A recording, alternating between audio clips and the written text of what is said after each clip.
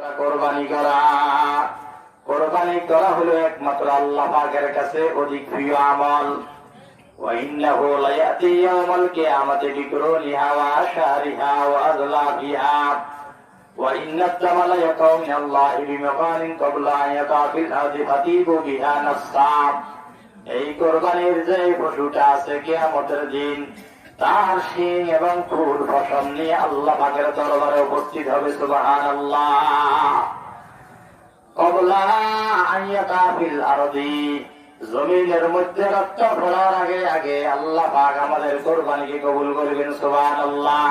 ফাতিবু বিহা নাফসা, তোমরা আনন্দ উৎফুল্ল দিয়ে কি করা? কোরবানি করো। এখন কোরবানি যে করবেন, এখনো তো কোরবানি হয় নাই। কোরবানির আগে চুল, মাথার চুল বলেন, মোজ বলেন, নখ বলেন, পায়ের নখ, এগুলা কোরবানি করার পরে এগুলা কাটতে হবে। কোরবানি আগে কাটলে তাহলে সব তো নাই, এক কোরবানির সব পাবে না, এগুলা কোরবানির পরে। এই যে কোরবানি এখনো করলে নিয়তটা এখনো পরিশুদ্ধ করিবে। যদি নিয়তটা এখন যদি পরিশুদ্ধ করে ফেলি তাহলে কোরবানিটা সুন্দরভাবে পরিশুদ্ধভাবে আল্লাহ পাকের নৈকট্যের জন্য হয়ে যাবে। এখন নিয়ত পরিশুদ্ধের ব্যাপারে বুখারী শরীফের 1 নম্বর হাদিসের মধ্যে আসছে, ইন্নামাল আমালু বিন্নিয়াত। বিশ্বনবী মুহাম্মদ রাসূলুল্লাহ সাল্লাল্লাহু আলাইহি ওয়াসাল্লাম বলেন, সমস্ত আমল হলো নিয়তের উপর নির্ভরযোগ্য। আমি কোরবানি করতেছি গোশত খাওয়ার জন্য, আমি কোরবানি করতেছি মানুষের বাবা পাওয়ার জন্য, আমি কোরবানি করতেছি আমার নামের জন্য। মানুষকে গোশত দিব, সবাই দেখব।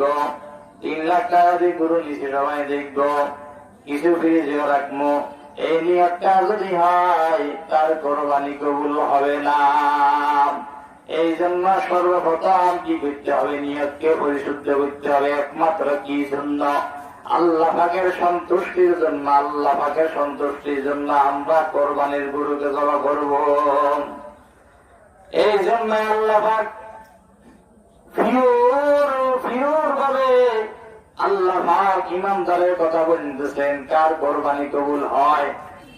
এই ব্যাপারে আল্লাহ পাক পবিত্র কোরআনুল কারীমের সূরা মায়েদার 27 নম্বর আয়াতের মধ্যে আল্লাহ পাক বলতেছেন, ইন্নামা ইয়াতাকাব্বালুল্লাহু মিনাল মুত্তাকিন। যে আল্লাহ পাক একমাত্র যারা মুত্তাকিন আছে, পরহেজগার আছে, তাদের কোরবানি আল্লাহ পাক কবুল করেন। কাবিল কিন্তু হাবিল থেকে অনেক মেধা ছিল, অনেক বুদ্ধি ছিল, তার অনেক প্রেম ছিল। কাবিল কিন্তু সে তার নিয়ত পরিশুদ্ধ না হওয়ার কারণে তার নিয়ত খারাপ ছিল, কিয়ামত পর্যন্ত ছিল জাহান্নামী হয়ে গেছে, তার কোরবানিও কবুল হয় নাই। আর হাবিল তার নিয়তটা পরিশুদ্ধ ছিল, মেয়ে বিবাহের করার উদ্দেশ্য ছিল না, আল্লাহ পাকের নৈকট্যের জন্য সে দুম্বা কোরবানি করেছে, সেই জন্য তার কোরবানি কবুল হয়েছে। এই জন্য কোরবানিতে করব, তাহলে আগে কি করতে হবে? আগের মনের পশুত্ব যেটা আছে সেটাকে কোরবানি করতে হবে। কোরবানি করার আগে আর একটা জিনিস খেয়াল করতে হবে, মনের পশুত্ব। এই মনের পশুত্ব কোরবানি কি করা, সেটা হাদিসের মধ্যে আসছে। আবু দাউদ শরীফের 4903 নম্বর হাদিসের মধ্যে আসছে, ইয়াকুম ওয়াল হাসাদ ফাইনাল হাসাদা ইয়াকুলুল হাসানাতি কামা তাকুলুন নারুল হাতাব। তোমরা হিংসা থেকে দূরে থাকো, কেননা হিংসা তোমাদের নেকিকে তোমাদের কি করে? ফাইনাল হাসাদা ইয়াকুলুল হাসানাত, যে হিংসা তোমাদের নেককে ধ্বংস করিয়া দেয়। কামা ইয়াকুলুন নারুল হাতাব, যেরকম ভাবে আগুন শুকনা কাঠকে কি করে জ্বালাইয়া দেয়। মনের পশুত্ব কোরবানি করতে হবে। কোরবানি করার আগে মনের মধ্যে কোন হিংসা দেখা যাইবে না। মন থেকে হিংসা কোরবানি করার আগে আগে এখানে যদি আমার মনে যদি কোন হিংসা থাকে, আল্লাহ দূর করে যাও। মনের হিংসা যদি দূর করে যাও, কাউকে হিংসা করা, ঘৃণা করা, এগুলা মনের মধ্যে যদি থাকে, আমি অনেক বড় লোক, আমার ভিতরে অহংকারী আছে, তাহলে তার কোরবানিও কবুল হবে না।